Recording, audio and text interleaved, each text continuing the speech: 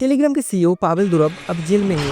France इस Russian billionaire को हिरासत में ले लिया है और हो सकते हैं उन्हें 15 से 20 सालों के लिए जेल में रखें।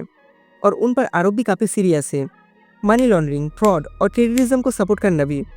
अगर आप इंटरनेट यूज़ करते हैं, आपने कभी भी इलीगली मूवीज़ डाउनलोड किया है या फिर ऐसी कोई लिंक फॉरवर्ड किया है जो वेरीफाइड न्यूज़ ना हो, तो ये वीडियो आपके लिए है। इस वीडियो में हम जानेंगे टेलीग्राम डेंजरस क्यों है, क्योंकि इस एक अरेस्ट से फ्रांस रशिया का राज जाना चाहता है और इस एक अरेस्ट की वजह से यूए ने फ्रांस से 80 वॉरप्लेन खरीदने की डील को होल्ड पर रख दिया है। क्योंकि सरकार की मनमानी से पावेल दुरब जैसे बिलियनियर बच नहीं सकता, तो आप और हम क्या चीज़ है। तो सबसे पहले समझते हैं कि टेलीग्राम अलग क्यों है। आज टेलीग्राम को दुनिया भर में 1 बिलियन लोग इस्तेमाल करता है और उनका सबसे बड़ा मार्केट इंडिया ही है। इनफैक्ट सिर्फ भारत में ही 50 लाख लोग टेलीग्राम यूज़ करती है। टेलीग्राम स्पेशल है क्योंकि टेलीग्राम कोई ऐड नहीं चलाता और उनके पास सिर्फ 30 एम्प्लॉइज है। टेलीग्राम की शुरुआत 2013 में निकोलाई और पावेल दुरब ने की थी। पावेल दुरब को रशियन मार्क जुकरबर्ग भी कहता है। ये काफ़ी कॉन्ट्रोवर्शियल इंसान है। पावेल दुरब का जन्म सोवियत रशिया में हुआ था, लेकिन वो मल्टीपल सिटीजनशिप होल्ड करता है। वो यूएई और फ्रांस का सिटीजन है और वो फ्रांस के सिटीजन है, इसीलिए फ्रांस की सरकार को एक रीजन ही मिल गया उसे अरेस्ट करने का। फ्रांस के सरकार मानते हैं कि टेलीग्राम पुलिस के साथ कोऑपरेटिव नहीं करता। पावेल दुरब की नेटवर्क $15 बिलियन है, लेकिन फिर भी उनके पास कोई भी एसेट है ही नहीं। वो कहता है कि उनके दुनिया भर में 100 से ज़्यादा बच्चे हैं, लेकिन उन्होंने कभी भी शादी नहीं की। टेलीग्राम को दूसरे चैटिंग वाले ऐप से डिफरेंट क्या बनाता है? असल में पावेल दुरब ने एक स्कीम निकाली जिससे यूज़र क्रिप्टो करेंसी का इस्तेमाल करके फेक नंबर खरीद के टेलीग्राम को यूज़ कर सके। यानी कि आप कोई भी इलीगली एक्टिविटी करना चाहते हैं तो आपको आपका खुद का नंबर इस्तेमाल करने की कोई भी ज़रूरत नहीं। अब सीधे एक फर्जी नंबर खरीद सकते हो, वो भी फ्रैगमेंट ब्लॉकचेन के साथ, जिससे आपको ट्रैक करना नामुमकिन हो। और फिर अपने काम हो जाने के बाद नंबर को डिलीट भी कर सकते हो या फिर फ्रैगमेंट ब्लॉकचेन के मार्केट पर बेच भी सकते हो। टेलीग्राम एड्स तो नहीं चलाता, तो ऐसी तरीके से पैसा कमाता है। बेसिकली ये एक लूपहोल होता है जो क्रिमिनल को एनकरेज करते हैं कि टेलीग्राम पर आओ और यह अपना काम करो। इसीलिए आपने देखा होगा कि stock market scam, crypto scam और कॉल स्कैम भी टेलीग्राम पर होता है। टेलीग्राम दूसरे चैट एप्लीकेशन से अलग कैसे है? जो प्रॉब्लम टेलीग्राम पर है वो व्हाट्सएप पर भी हो सकता है।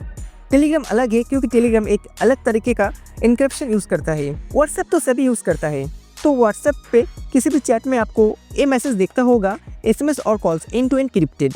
ये काम कैसे करता है? ये काम करता है 2 चाबियों की मदद से। एक चाबी जो सेंडर के डिवाइस में होता है और दूसरी चाबी रिसीवर के डिवाइस में होती है।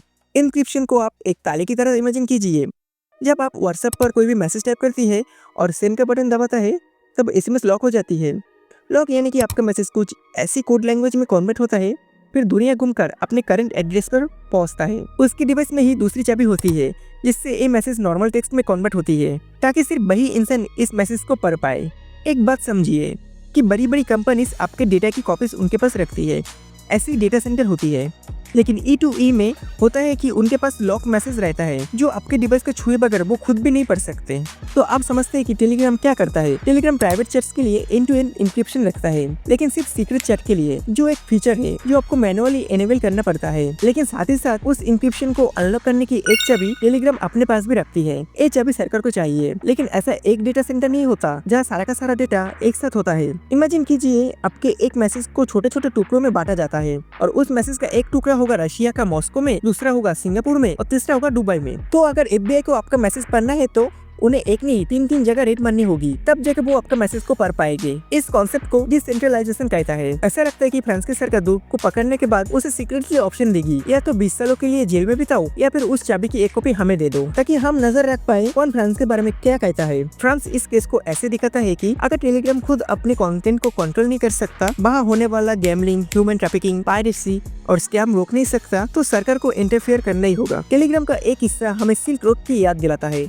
सिल्क रोड एक डार्क वेब बेस्ड सर्विस थी जहाँ पर लोग ड्रग्स और वेपन खरीद सकते थे, जिनके फाउंडर को भी अमेरिका में अरेस्ट हुई थी। यानी एक प्लेटफॉर्म पर होने वाले क्राइम की सजा उसके फाउंडर को दी गई। ये हो गई टेलीग्राम की बात। अब समझते हैं कि भारत को टेलीग्राम से क्या प्रॉब्लम है। इवन भारत में भी टेलीग्राम बैन होने की चांसेस है। भारत में टेलीग्राम बैन करने की 3 रीजन है। पहला है स्कैम, टेलीग्राम पर extortion, gambling and share market fraud होता है। दूसरा रीजन है पेपर लीक्स। इससे नीट के कंट्रोवर्सी में सामने आया कि टेलीग्राम पर कई बार एग्जाम की पेपर लीक होता है। UGC NET 2024 paper leak, NEET UG 2024 paper leak, MPPSC paper leak, UP police exam paper leak. और तीसरा रीजन है कि पायरेसी। टेलीग्राम पायरेसी के लिए नंबर 1 सोर्स है। भारत में कोई भी मूवी या फिर सीरीज आते ही टेलीग्राम पर लीक्स हो जाती है। टेलीग्राम में एक ग्रुप में 2 लाख लोग हो सकते हैं, तो एक पायरेट मूवी ज्यादा से ज्यादा लोगों के पास पहुंचने में आसानी होती है। ग्लोबल मीडिया इंडस्ट्री हर साल 39 बिलियन से लेकर 95 बिलियन पायरेसी की वजह से खो देती है। टेलीग्राम में सिक्योरिटी की इशू तो है, लेकिन आपको क्या लगता है इन इशू की वजह से टेलीग्राम को बैन करना चाहिए? हमें कमेंट करके जरूर बताना। मैं मिलता हूँ आप सभी से किसी दूसरी वीडियो में कुछ इंटरेस्टिंग टॉपिक के साथ। तब तक के लिए बाय बाय। जय हिंद, वंदे मातरम।